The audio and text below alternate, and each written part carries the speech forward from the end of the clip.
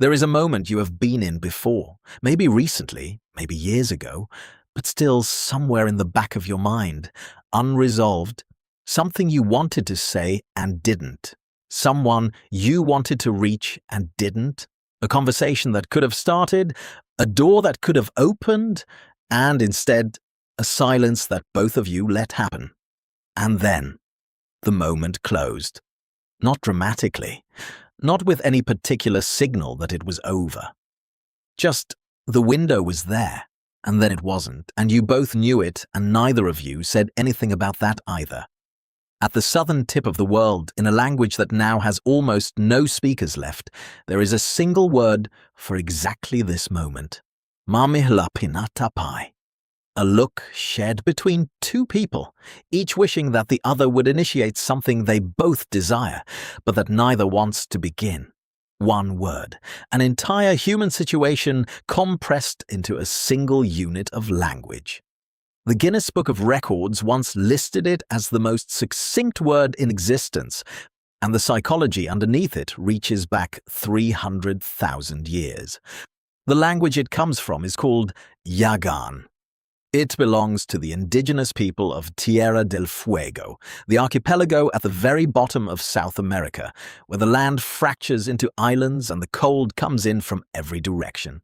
The Yagan people lived in one of the harshest environments humans have ever inhabited.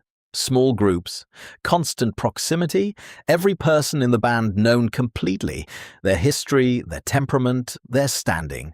Nothing about social life was anonymous. Nothing about a mistake was private. In that world, initiating something and being wrong was not an embarrassing moment you could walk away from. It was a public event with consequences that could last years. Here is what the hesitation actually is. It is not shyness. It is not passivity. It is not a character flaw or a failure of courage. It is a risk calculation, ancient, automatic, running below the level of conscious decision. A system the brain developed to protect social standing in a world where social standing was survival. Your nervous system is doing arithmetic, constantly. On one side of the equation, what you want, the connection, the conversation, the thing that could happen if someone goes first. On the other side, the cost if it goes wrong, the public exposure, the rejection that everyone will see, the shift in how you are perceived by the people whose perception of you determines everything. In a tribe of 50 people, that cost was real, empirically, genuinely, consequentially real. A misjudged advance, a conversation that landed wrong, a move that the other person did not want, visible to every person in your entire social world, processed, remembered, filed, your standing adjusted accordingly. The hesitation was not irrational. It was the correct response to the actual stakes. The problem is that the stakes are almost gone. The person across from you at the coffee shop, if it goes wrong, they leave. They become one of 8 million strangers you will never see again. There is no tribe to witness it. There is no standing to be adjusted. There is no file being kept on you by 50 people who will still be your entire social world tomorrow. The social environment that made the calculation necessary no longer exists. The calculation is still running. Psychologists call the feeling at the center of Mamihlapinatapai rejection sensitivity, the degree to which a person's nervous system responds to the threat of social rejection, and the research on it is striking. Geraldine Downey at Columbia spent years studying rejection sensitivity and found something important. High rejection sensitivity is not correlated with having been rejected more than average. It is correlated with perceiving rejection as more costly than it actually is. The nervous system overestimates the damage. It runs the ancient calculation, 50 people, permanent consequences, survival at stake, in a context where almost none of those variables apply. The sensitivity evolved for a world that no longer exists, and it is still setting the terms of every moment you hold back. There is a related phenomenon that makes this larger than two people in a coffee shop. In 1968, psychologists John Darley and Bib Latané conducted what became one of the most cited experiments in social psychology. A person in distress, a group of bystanders who could help. The finding: the more people present, the less likely any individual was to act. Not because each person didn't care, but because each person was watching the others, waiting for someone else to go first, and interpreting the collective inaction as a signal that action wasn't needed. Mamihlapinatapai at scale. A group of people, all wanting something to happen, all waiting for someone else to bear the cost of beginning it.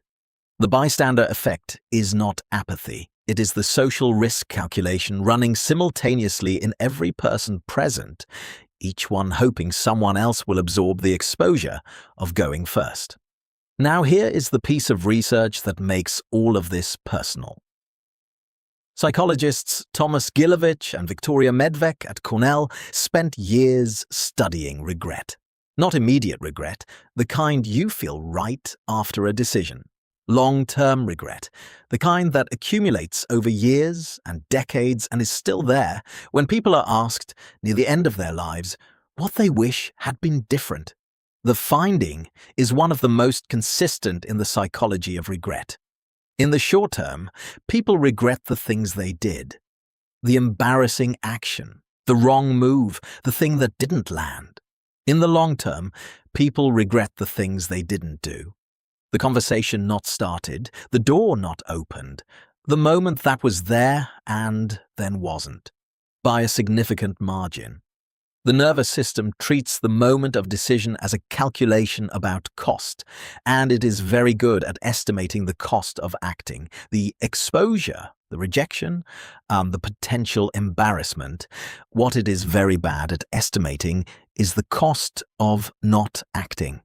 Because that cost doesn't arrive immediately. It arrives slowly over years, in the specific texture of wondering, in the low-grade awareness of a door that stayed closed, in the version of your life that existed on the other side of a moment you chose not to enter.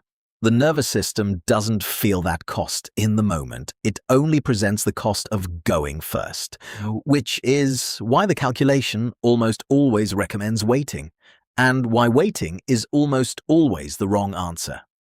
The Yagan language is critically endangered. The last fully fluent speaker, Cristina Calderon, passed away in 2022. A language built over thousands of years, precise enough to name a feeling this specific, this human, this universal, nearly gone. But the feeling isn't going anywhere. Your nervous system will generate it again, probably soon.